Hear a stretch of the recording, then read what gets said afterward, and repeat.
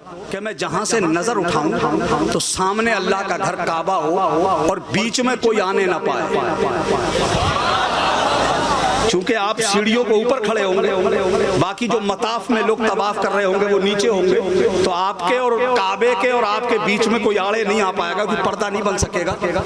تو اگر وہ آپ کو ایسی جگہ لے جا کے کھڑا کر دیں، جب وہاں کھڑے ہو جائیں آپ تو ایک دم سے نظر اٹھائیے گا اور اللہ کے گھر خانہ کعبہ پہ نظر جیسے ہی پہلی پڑے پلک مت مارنا، ٹک ٹکی باندھ کر اللہ کے گھر کو دیکھنا اور پھر ہاتھ اٹھا کے دعا کرنا۔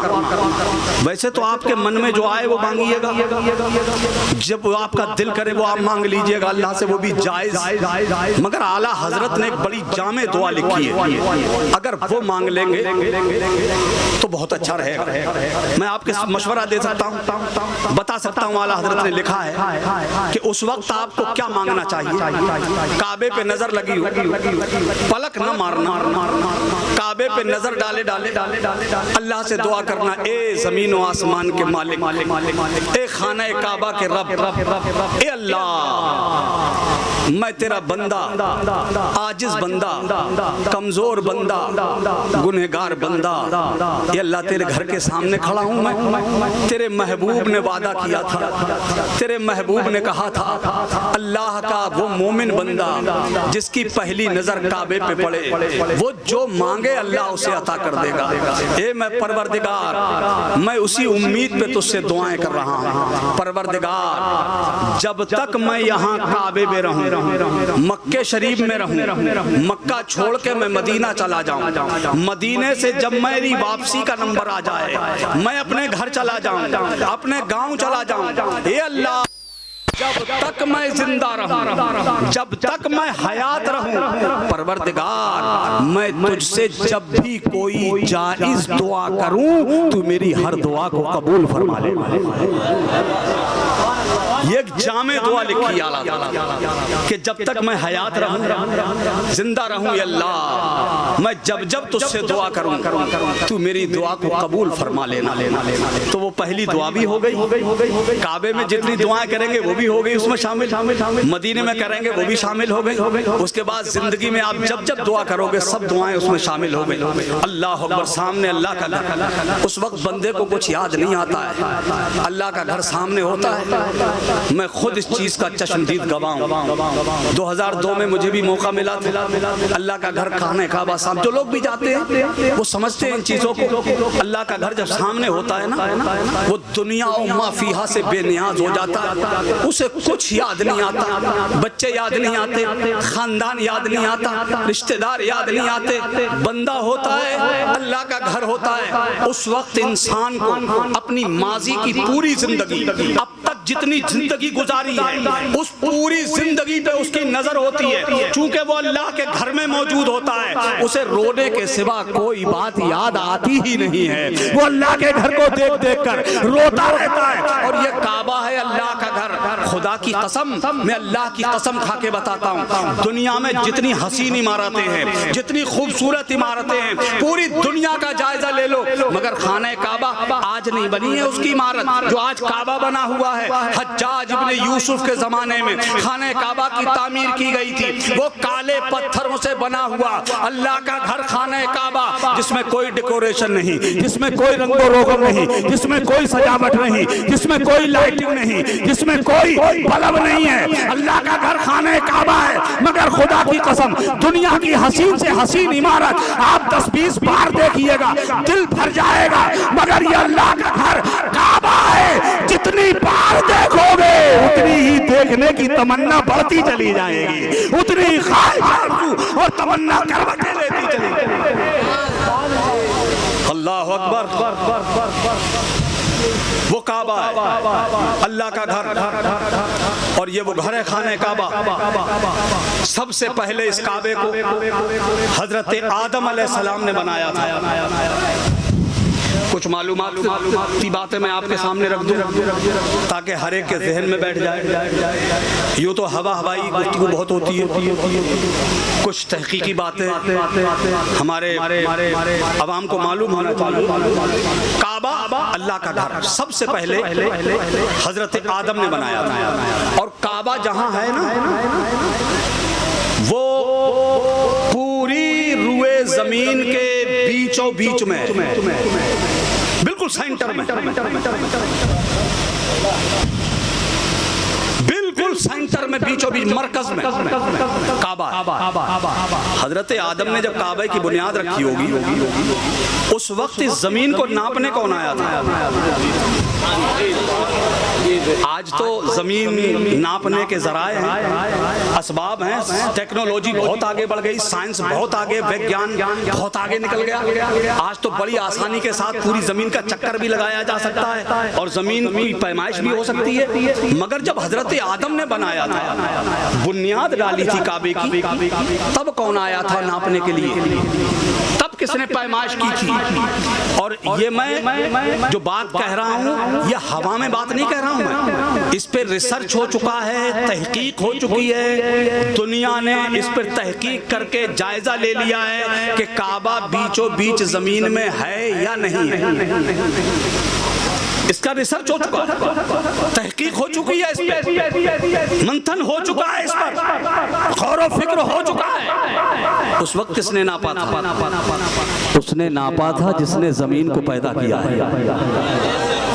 اس نے حضرت آدم کو حکم دیا تھا. حضرت آدم نے خانہ کعبہ بنایا. جو حضرت نوح علیہ السلام کے زمانے میں طوفان آیا، وہ عمارت گر گئی اور اس کی بنیادیں ریت میں دب گئی. پھر ایک وقت آیا، اللہ کے خلیل حضرت ابراہیم علیہ السلام کو اللہ نے حکم دیا، آپ اپنی بیوی حضرت ہاجرہ اور اپنے بیٹے دودھ پیتے ہوئے حضرت اسماعیل علیہ السلام، ان دونوں کو وہیں چھوڑ کے آئے تھے جہاں خانہ کعبہ آج ہے. وہیں چھوڑا تھا آپ نے. یہ ایک لمبی داستان آپ نے سنی ہوگی، مختصر کر کے بتاتا ہوں. اس کے بعد جب حضرت اسماعیل علیہ السلام بڑے ہو گئے، حضرت ابراہیم علیہ السلام واپس آ گئے تھے. پھر پلٹ کے آپ حضرت ابراہیم علیہ السلام کو حکم ہوا، پلٹ کے پھر آپ وہیں پہنچے. اس وقت وہاں کوئی گھر نہیں تھا، کوئی آبادی نہیں تھی، کوئی گاؤں نہیں تھا، کوئی شہر نہیں تھا.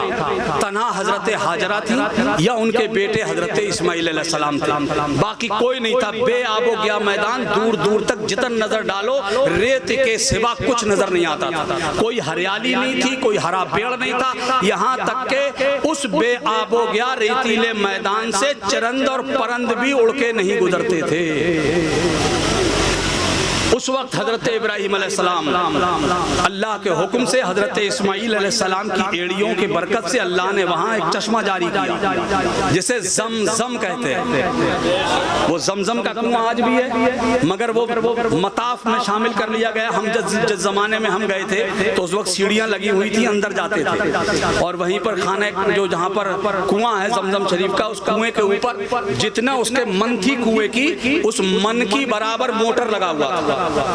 اس کو اتنا بڑا موٹر اس کے اوپر رکھا ہوا تھا اور پائپ زمزم شریف کے پائپ مکہ شریف سے لے کے مدینے تک جا رہے ہیں اور وہ زمزم پوری دنیا میں پیا جا رہا ہے. وہاں پہنچ کر کے حاجی کوئی اور پانی پیتا ہی نہیں ہے. ارے میاں دوسرا پانی کون پیے گا؟ ارے موقع ملا ہے تو زمزم کے علاوہ کیا پیے گا؟ اور زمزم اللہ کا عطا کیا ہوا وہ پانی ہے جس پانی میں اللہ نے یہ خصوصیت رکھی ہے کہ پینے والا اس پانی کو جس نیت سے پیے گا وہ پانی اس کے لیے اسی میں فائدہ مند ثابت ہوگا. اگر بیمار پیے اس نیت سے کہ مجھے شفا ہو جائے تو وہ زمزم اس کے لیے دوا بن جائے. اگر وہ پیے اس نیت سے کہ مجھے کمزوری آ گئی، میرے اندر طاقت پیدا ہو جائے تو وہ زمزم اس کے لیے ٹونک بن جائے. ایک گلاس زمزم حاجی کے لیے ایک بوتل کا کام کرتا ہے. بوتل چڑھوانے کی ضرورت نہیں پڑتی ہے، بس زمزم پیے رہو پیٹ بھر کے اور بھوکا پی لے اس نیت سے کہ میری بھوک مٹ جائے. سبحان اللہ بولو یار. بھوکا پی لے اس نیت سے کہ میری بھوک مٹ جائے، تو اللہ کے رسول فرماتے بھوکے کی بھوک بھی مٹ جائے گی جس نیت سے پیے گا۔ وہ زمزم آج بھی جاری ہے، حاجی صاحب لے کے آؤ گے انشاءاللہ؟ ارے آپ لوگ نہیں کہہ رہے ہو انشاءاللہ؟ انشاءاللہ حاجی صاحب لے کے آئیں گے نا تو پیئیں گے۔ اچھا وہاں کی کھجوریں بھی لاؤ گے انشاءاللہ؟ ارے انشاءاللہ کہہ لو، ہاں انشاءاللہ حاجی صاحب آئیں گے تو ہم لوگ دعائیں بھی لیں گے۔ دیکھو ایک بات یاد رکھنا، آج یہ جا رہے ہیں، یہ جا رہے ہیں تو ان کے لیے دعا آپ کرو۔ بات سمجھ رہے ہو میری؟ یہ جا رہے ہیں تو انہی سے ہی اکیلے مت لیتے رہو دعائیں، ہمارے لیے دعا کر دو حضرت، ہمارے لیے۔ اب اس وقت انہیں ضرورت ہے دعاؤں، یہ جا رہے ہیں سفر پہ، انہیں زیادہ ضرورت ہے ہماری دعاؤں کی، ہم ان کے لیے دعا کریں۔ اور یہ اگر پلٹ کے دعا کر دے تو سبحان اللہ، تو اس وقت ہم ان کے لیے دعا کریں، مگر جب یہ پلٹ کے آئیں، جب واپس آئیں، تو پھر انہیں دعا کرنے کی ضرورت نہیں، ان سے دعا لینے کی ضرورت پڑے گی۔ کیوں؟ اس لیے کہ میرے نبی نے فرمایا جو سچے دل سے مومن بندہ اللہ کے گھر کا طواف اور حج کر لیتا ہے تو اللہ تعالیٰ اس بندے کو ایسا گناہوں سے پاک اور صاف بنا دیتا ہے جیسے آج ہی یہ ماں کی پیٹ سے پیدا کیا گیا ہو۔ تو یہ اس وقت اللہ کے یہاں سے گناہ کی معافی کرا کے آئیں گے تو ان کی دعائیں جلدی قبول کی جائیں گی۔ آج ہم ان کے لیے دعا کریں، پلٹ کر آ کر یہ ہمارے لیے۔ اور ایسا جو آپ پلٹ کے آئیں، گھر میں بعد میں گھسنا، گھر میں قدم بعد میں رکھنا۔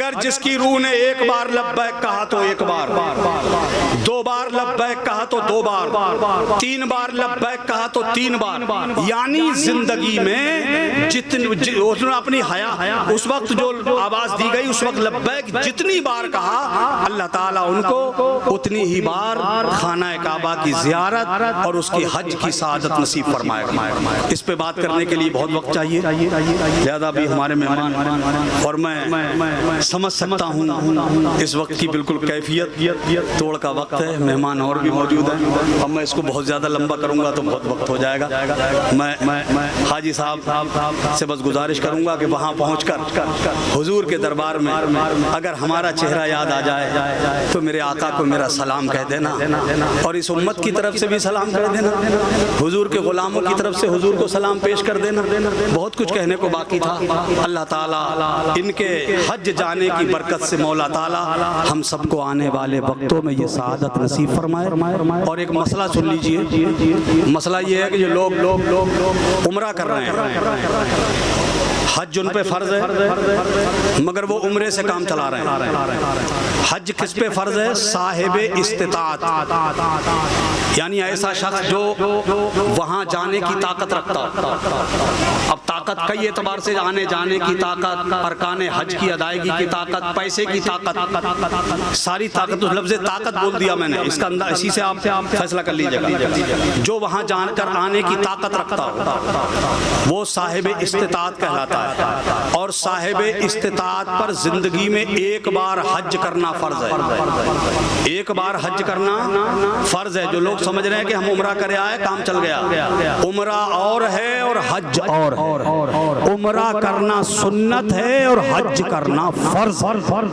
عمرہ کرنے سے حج کسی کے سر سے اترے گا نہیں، وہ ویسا ہی گنہگار رہے گا جیسے ایک فرض چھوڑنے والا گنہگار رہتا ہے۔ ٹھیک ہے، تو عمرے سے کام نہیں چلے گا، حج کرنا جس کے لیے ضروری ہے، صاحب استطاعت ہے وہ تو حج اس پر فرض ہے وہ کرے، اور اگر ایسے ہی مر گیا تو اس کا حساب اسے کل میدان قیامت میں دینا پڑے گا۔ اللہ تعالی ہم سب کو عمل کی توفیق عطا فرمائے۔ السلام علیکم۔